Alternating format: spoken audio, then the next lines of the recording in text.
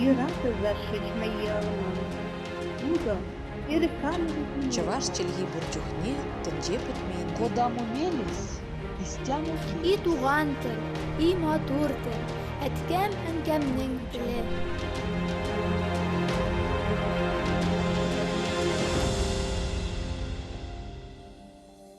Исәнмесез, сіз Татарстан 24 каналында туған тел тапшыуын қарайсыз. Сезнең белән Гөлүсә Сыңгатуллина. Бүгінгі тапшу тел галиме, язучы, профессор, фольклорчы Хуҗа Бадыйгыйның тормышы, фәнни эшчәнлеге, галимгә 135 ел тулу уңайыннан күптән түгел Казанда узган Тукайдан алган фатиха белән дип исемләнгән кичә хакында. Тәнкыйтчы, публицист, язучы, тарихчы, тел белгече, педагог, философ, бөтен гомерен халкына фидакар хезмәт итүгә багышлаган галим Хуҗа Бәдиғ улы Бәдиғов 1887 елның 24 декабрендә Татарстанның Мамадыш районы Югары Берсут авылында мулла гаиләсендә дөньяга килә. Башлангыч белемне авыл мәктәбендә ала. 1899 елда 12 яшендә әти-әнисе аны Казанга Мөхәммәдия мәдрәсәсенә җибәрә. Ләкин 2 елдан соң әтисе үлеп китү сәбәпле Хуҗа Бәдиғыйның тормышы материаль яктан гаять авырлаша. Кыш айларында укуын дәвам итәр өчен ул җәйләрен авылына кайтып агасына хуҗалык эшләрендә ярдәм итә. Бераз үсә төшкәч, акча эшләү өчен җәйге айларда читкә чыгып китә башлый. Хосейновларның сукно фабрикасында, Мәкәрия ярминкәсендә сәүдәгәрләрнең битләрендә гади хезмәтче булып эшли. Шулай итеп, ул укуын дәвам иттерә, шәкертләр арасында алдынгылар рәтенә теркәлә. 1908 елда Бәдиғи Мөхәммәдия мәдрәсәсен тәмамлый һәм шунда ук укытучы итеп билгеләнә. Октябрь революциясенә кадәр шунда укыта. Татар теле, татар әдәбияты, гарәп теле, математика, гомуми тарих, рус тарихы һәм география буенча дәресләр бирә. Фәнни эшчәнлеге исә Октябрь революциясеннән соң Совет чорында үсеш ала. Бу чорда ул филолог һәм фольклорист булып формалаша. 1926 елга кадәр галим Казандагы Татар педагогика техникумында, Кызыл армия мәктәбендә, Өлкә Совет партия мәктәбендә, Көнчыгыш академиясендә, Казан Татар коммунистлар университетында укыта. Шул ук елларда Хуҗа ага төрле культура агарту оешмаларында, мәктәпләрне советлаштыру, аларга программалар, дәреслек һәм ярдәмлекләр төзүдә дә актив катнаша. 1926 елдан 1930 елга кадәр Хуҗа Бәдиғи Ленинградта була.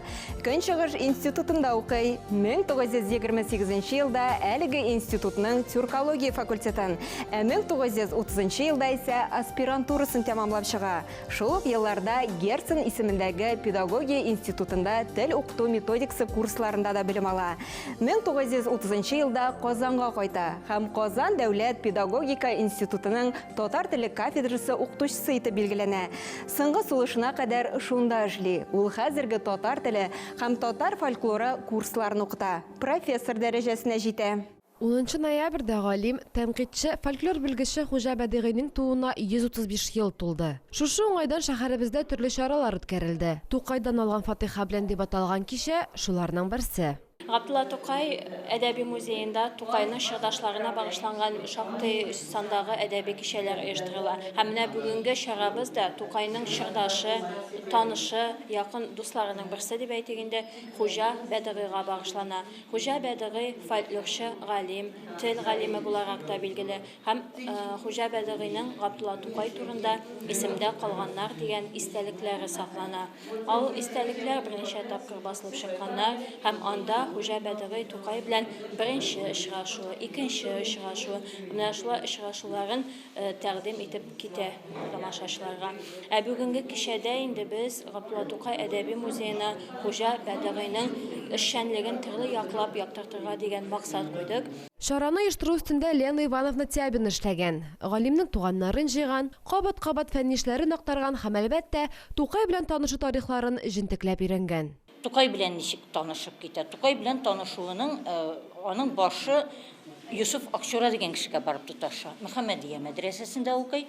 Юсуф Акчура аның укытучысы була һәм ул әйтә инде бөтен шәкертләр арасында иң дә ул белемлесе, иң дә зыялысы Мисорош дигән кеше Венгриядән, ул фольклор җыя, халык авыз иҗаты әсәрләрен җыя. Менә шуңа ассистент дип әйтик мен инде хәзерге тел белән әйткәндә шуның белән бергә чыгып китәләр. Әле бу венгер галимен ул татар теленә дә өйрәтә.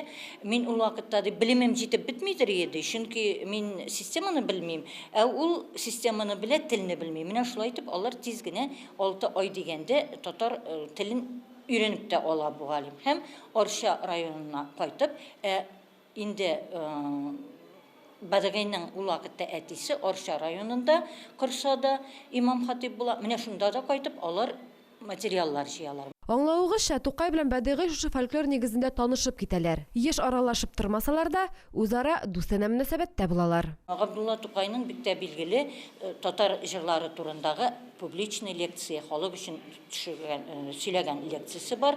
Менә шушы лекциядә Хуҗа Бадыгый үзе була һәм лекция турында, инде ул фольклорист бит, галим дип әйтерлек кеше, Тукайның шушы лекциясе турында иң беренче тәнкыйть мәкаләләрен язып чыккан кеше. Революциядан соң гомере. Шул революциядан соң да әле 20-нче елларда Мөхәммәдия ишек алдындагы бер йортта тора, ләкин 20-нче елда бик фаҗигале бер вакыйга була. Йорт яна ултырган йорт һәм 13 ел буе җыйган бөтен аның хәзинәсе шулай юкка чыга. Ләкин галим күңелен төшерми. Әзрәк кәефсезләнеп йөргәннән соң, кабат җиңсызганып эшкә тотына. Хуҗа Бәдыгый мәгариф һәм мәдәният өлкәләренә аеруча мәктәпләргә йөзләрчә кадрлар, югары укымышлы белгечләр әзерләүдә зур хезмәт куя. Укыту белән бер рәттән әдәби-фәнни эшчәнлеген дә алып бара. Берничә ел буена ул татар һәм башкорт авылларына йөреп, халык аваз иҗатының төрле жанрлары буенча бай материал туплый. Шуларны билгеле дәрәҗәдә системалаштыра һәм эшкәртә. Аларны аерым җыентыклар итеп тә бастырып чыгара. Авторның мәкаләләр, такмаклар, табышмаклар, токмазалар һәм җырлар җыентыклары басылып халкыбызга тарала. Аның фольклористика белән кызыксынуы Мөхәммәдия мәдрәсәсендә укыган елларда башлана. 1906 елда Чуаш һәм татар халык авыз иҗатын өйрәнү максатыннан Казанга Венгрия Көнчыгыш университетының гыйльми хезмәткәре, тюрколог, этнограф, ориенталисты Дюла Миссарыш килә. Мәдрәсә укытучысы Йосыф Акчура аңа ярдәмче итеп алдынгы карашлы шәкерт Хуҗа Бәдыгыйны тәкъдим итә. Венгер галиме белән бергәләп, алар Казан арты авылларында фольклор әсәрләре җыю эшенә чумалар. 5 ай эчендә халык арасында йөреп гаять зур хәзинә туплана. Әлеге эш Хуҗаның күңеленә аеруча да хуш килә. Ул бу изге эшне соңрак та дәвам итеп, югары фәнни дәрәҗәгә җиткерә. Шулай итеп, Хуҗа Бәдыгый фольклор галиме булып таныла. Казан дәүләт педагогика институтында укыткан вакытта ул әлеге фән өлкәсендә җитди эшчәнлек алып бара. Һәм татар фольклористика курсын барлыкка китерә. Шул курс буенча студентларга лекциялар укый һәм практик гамәлләр эшләтә. Галим фәнни эшчәнлек белән бер рәттән җәмәгать эшчәнлегендә алып бара. Истәлекләрендә язганча, 1905 елгы рус революциясе вакытында ул Казандагы татар революционерлары белән бәйләнешкә кереп, революцион прокламацияләрне күчереп язу һәм тарату эшләрендә катнаша. Октябрь революциясеннән соң исә җәмәгать эшенең берничә тармагында актив эш алып бара. Мәктәпләрне советлаштыру, халыкны грамоталыкка өйрәтү, мәдәни походлар һәм башкалар. Бәдыгыйның Тукай белән булган элемтәсе хакында сөйләштек. Хәзер аның фәнни эшчәнлегенә күчсәк тә була. Ул зур педагог, фольклорист һәм тел галиме. Мин инде үзем тел галиме буларак, шуңа аның тел өлкәсендәге хезмәтләренә басым ясыйсым килә. Шул вакытта педагог буларак та аның бик күп сандагы һәм соавторлыкта һәм үзегенә автор булган хезмәтләре күп. Сез әйткән татар әлифбасы аның Мөхәтtin Корбангалиев белән бергә чыгарылган әлифба һәм әлеге әлифба ул 5 тапкыр басылып 39500 дәнә басылып таратылган. Менә шундый әһәмияткә ия булган хезмәте ул аның бердән-бер хезмәте түгел, аның шулай ук рус балаларына, рус телле кешеләргә татар телен өйрәтү буенча да хезмәтләре бик күп. Шул ук вакытта татар тел белемендә татар теле тарихы, татар әдәби теле тарихына караган хезмәтләре аның бик бүгенге көндә дә игътибарга лаек. Бүгенге көн галимнәре дә аңа һәрвакыт аст төшермә бирәләр. Шулай ук аның сез әйткән татар морфологиясе һәм татар синтаксисына караган хезмәтләре дә бүгенге көндә дә кайбер фикерләре аның әле ассызыкларга мөмкин. Бәдигыйнең фәнни хезмәтләре дигәндә бар галимнәр дә бер тавыштан. Бүгенге көндә дә актуальлеген югалтмаган эшләр дип кат-кат басым ясый. Шулай ук татар лексикасына караган менә әлеге хезмәттә бар, аның хәтта немец телендә язылган мәкаләсе бар, менә немец телендә төрки сүзләрнең кулланылышы дигән. Гомумән аның фәнни ишәнлеге тирән, аның фәнни ишәнлеге күп кырлы.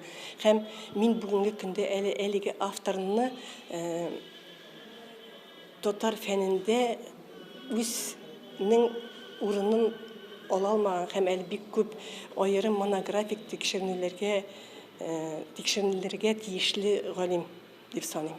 Галимнең хезмәт юлындагы тагын бер мөһим фән аның иң яраткан өлкәсе фольклористика. Хуҗа Бәдигыйнең фольклористика өлкәсендәге эшчәнлеге, аның бастырган җыентыклары шуның белән дә кыйммәт.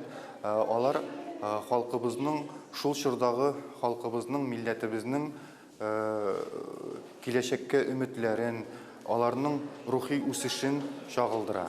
Һәм инде ул әлеге җыентыкларны төзегәндә халыкның үзеннән, халык авызыннан язып алган материаллар белән бер рәттән ул инде аныңчы галимнәребезнең хезмәтләрендә басылып чыккан үрнәкләрне дә анализлап, аларны фәнни җыентыклар буларак бастыра. 1926 елны галимнең мәкаләләр һәм табышмаклар җыентыгы да дөнья күрә. Моңа кадәр халык иҗаты үрнәкләре алфавит тәртибендә бирелсә, Бәдигый исә тематик төркемнәргә бүлеп тәкъдим итә. Тел ул гасырлар дәвамында үсә, шымара, байый, камилләшә. Һәр милли тел кебек үк татар теле дә, аның сүзле хәзинәсе дә чырлар, гасырлар аша буыннардан буыннарга аралашу, халык аваз иҗаты әсәрләре, язма әдәбият аша тапшырыла килә. Әлеге катлаулы эштә галим язучыларыбызның өлеше әйтеп бетергесез зур. Хуҗа Бәдигый катнашында һәм аның авторлыгында 1918-1937 елларда мәктәпләр өчен дистәләгән татар теле дәреслекләре төзелә һәм татар теле белеменә күп кенә фәнни яңалыклар кертелә. Мәсәлән, галим катнашында төзелгән ана теле нәхүе, ана теле сарыфы исемле тәүге татар теле дәреслекләрендә фәнни яңалыклар шактый. Алга таба Хуҗа Бәдигый дәреслек төзү эшләренең үзәгендә торып, үз авторлыгында урта мәктәпләр өчен шактый дәреслек чыгара. Галим татар теле белеме буенча күп кенә фәнни эшләр алып бара. Тик нигәдер аларның күбесен матбугатка чыгармый. Кулъязмалары шәхси архивында кала. Бүгенге көндә исә алар СССР Фәннәр академиясенең Казан филиалы архивында саклана. Хуҗа Бәдигый, Габдулла Тукай, Галимҗан Ибраһимов, Җамал Вәлиди, Гайнетдин Әхмәров, Фатих Сәйфи Казанлы кебек күренекле шәхесләр белән якыннан аралашкан. Тегелеге дусларының күбесе репрессия корбаны булалар. Татар зыялылары каймагы юкка чыгарылганда, Хуҗаны да читтә калдырмыйлар әлбәттә. Татарстан җәмгыятенең үсешен, күтәрелешен җаны тәне белән яглаган Гадел профессорында шәхес культы урабузмый. Бәдигыйне буржуаз Идел Урал штаты төзүдә катнашу һәм режимга каршы хыянәтчел төркем оештыруда гаепләп 1938 елның 29 июнендә кулга алалар. Ул Пләтән төрмәсенә ябыла. 1940 елның 22 июнендә галим акланып, әмма зинданнарда кыйналып, рухи сындырылып, хәлсезләнеп төрмәдән кайта. Һәм берничә ай яшәгәннән соң 1940 елның 17 ноябрендә дөнья куя. Ул Арча зиратында җирләнә. Шунысы сөенечле, татар тарихында мирас калдырган шәхесләр гасырлар аша да онытылмый. Кичәнең мөһим һәм иң җылы өлеше булып туганнарының чыгышы торды. Бер туганнарының балалары Санкт-Петербург шәһәреннән оныгы да кайткан иде. Мин Казанда яшим. Бадыгов Илдус, мин булам Хуҗа Бәдигыйнең улы абыйсы Сабирҗан. Менә шуның оныгы булам. Илдус әфәнде бүгенге көндә бабасы һәм абыйсының борынгы кулъязмаларын, хезмәтләрен эзләү белән шөгыльләнә. Бу эшне аңа әтисе васыят итеп калдырган. Без шул Хуҗа Бәдигыйның китапларын эзләп йөргәндә, нинди кайсы фондларда булганны, шул вакытта эзләгәндә миңа карточка килеп калды, бер карта күрсәттеләр. Карасам, анда язылган Сабирҗан Бәдигый. Мин хайран калдым. Әйтәм, бу нинди китап икән дип сорадым да, миңа әйттеләр, теге милли китапханада ул анда түгел икән ул ди. Менә бу аларның бар отдел бар архивный. Теге Карл Маркс 56-мы шунда барган идем. Шул вакытта мен әйтмәйтем, менә шундый 135 ел мәҗлес үткәзмәкчебез инде шуның турында. Мен айтам, нинди китапларыңыз бар деп меңа көрсәттеләр, алып чыктылар. Шуннан соң мен айтам, амана Сабиржан Бадыйгының нинди нәрсәләр бар дигән иде ул. Ул хәзерде карыйбыз да, шуннан соң 8 китап күтәреп чыгып кирделәр. Шуңар хайран калдык без. Без аны әти уйлаган иде, ул китаплар әллә кайчан югалган дип. Илдус әфәндедән тыш Луиза ханым да бабалары мирасын туплау белән мәшгуль. Ул безнең өй архивка охшап калды ди. Менә әтием, бу безнең гаилә, әтием, әнием, әтием Бадыговлар, булар Сакаевлар. Ирке Сакаева, Гүзәл Сакаева, Ренат Сакаев, Нури Сакаев. Безнең туганнар. Бу минем энем Рөстәм, кандидат исторических наук, доцент, преподаватель в КХТИ, ну раньше КХТИ было. Да, а это Хужанан, какие, вот анатом айтырга, это Хужабы, как переводится. ФНД, Мына исемнинде да, исемге шулай. Луиза ханымның истәлекләрен бик озак барлап утырырга булыр иде, тик вакыт санаулы. Хуҗа абыйның нәсел-нәсебенә киләсе елларда да шулай җыелып очрашырга насыйп булсын. Татарны татар итеп танытуда, аның милли үз аңын, рухи хәтерен үстерүдә Хуҗа Бәдигыйның эшчәнлеге искиткеч зур. Ул галим буларак татар теленең тел хәзинәсен халыкчан милли рухта үстерүдә шиксез эш башкара. Шуңа да аның исеме еллар, чырлар ашада онытылмый, хезмәтләре, иҗаты бүгенге көндә дә югары бәяләнә.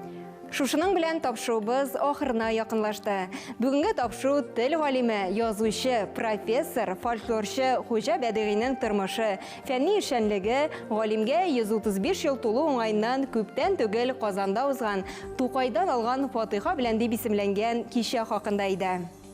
Сез Татарстан 24 каналында туган тел тапшыруын карадыгыз. Сезнең белән Гөлүсә Сыңгатуллина булды. Сау булыгыз, киләсе очрашуларга кадәр.